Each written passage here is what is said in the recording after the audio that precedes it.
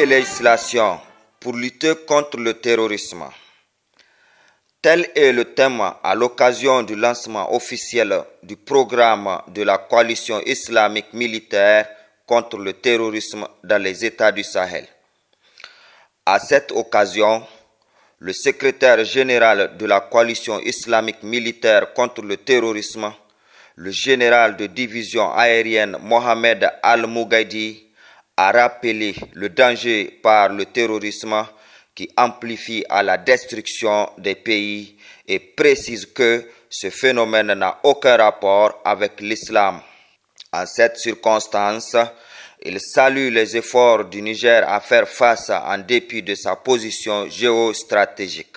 Sur cette généreuse terre, la République du Niger s'incarne l'esprit de la détermination et la résilience dans la lutte contre le terrorisme. Aujourd'hui, à Niamey débute le programme de la coalition militaire de lutte contre le terrorisme dans les pays du Sahel dans sa deuxième phase.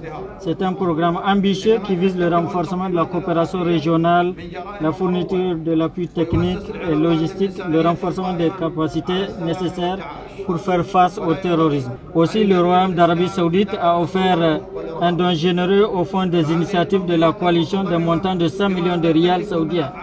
En plus de l'organisation de 46 programmes de formation spécialisés dans les domaines de lutte contre le terrorisme dans ces différents domaines.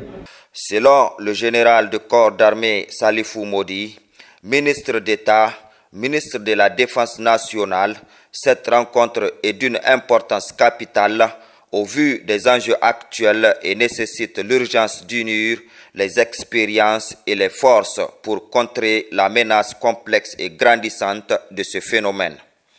Il rappelle la tranquillité légendaire pleine de sa diversité culturelle, économique et confessionnelle du Sahel, devenue un terrain d'action pour les terroristes qui agissent au nom de l'islam, tout en exploitant la société et les politiques du milieu pour créer la terreur, la violence et surtout la division.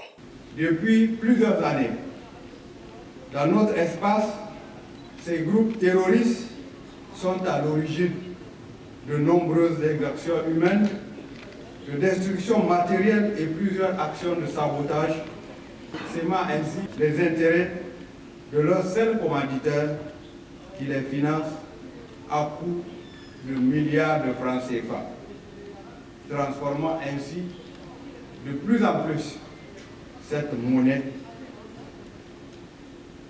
en une véritable arme d'appui au profit de ces criminels.